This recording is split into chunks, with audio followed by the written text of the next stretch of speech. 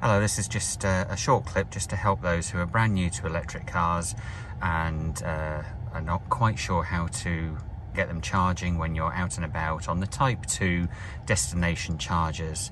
These chargers are usually about 7 kilowatts in power output, sometimes less depending on the electricity supply, but most cars can't take any more than 7 kilowatts anyway, so that limitation is absolutely fine. Just be aware that often these are sited in Tesco superstores, Sainsbury's, I don't have any affiliation to those stores, I hasten to add, and other restaurant areas and things like that, but car parking restrictions may apply, so don't leave your car there indefinitely without checking on any restrictions first of all.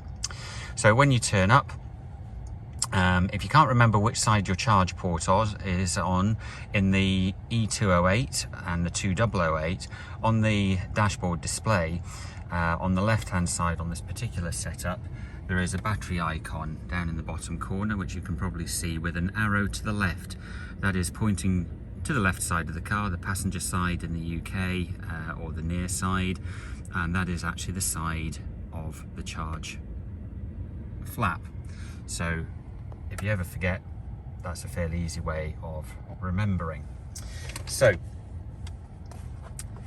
to actually get charging, turn off the car. This is a little bbit awkward because I'm having to run two devices at once, so I can show you the app afterwards. Shut the door, go around to wherever you've got the charging cable. The Type 2 cable here in the UK is actually supplied from the dealer with the car, and I keep it in this nice little Peugeot case here.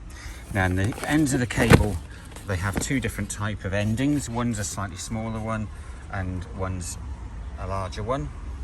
You can probably see the differences there. All right, so this is the one that goes into the car. This is the one that will go into the charging unit itself. Now in the Tesco's ones, they have either these large upright ones like this, or they have the smaller sort of standalone looking ones. They both do exactly the same job. One's just an advertising board. They both charge at 7 kilowatts. You can see on the side here, you've got the name of the charger, just one on each side.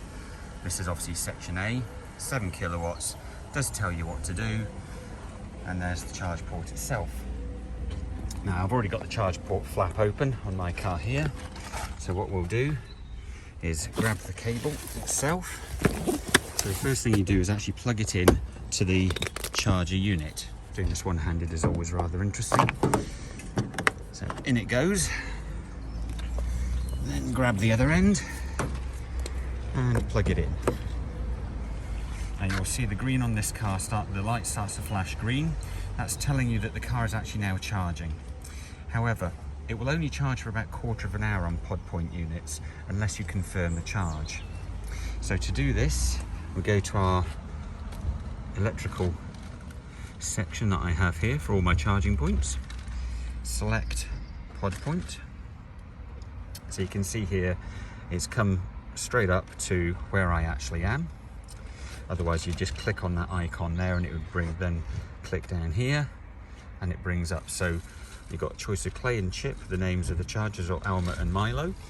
Obviously, as we saw earlier, mine was Alma and Milo. So you then click on that one. Then type A, type socket A. It says charging here anyway. Confirm charge. It said charging for B because there was already somebody on it. And that is it.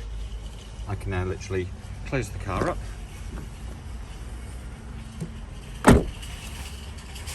And lock it.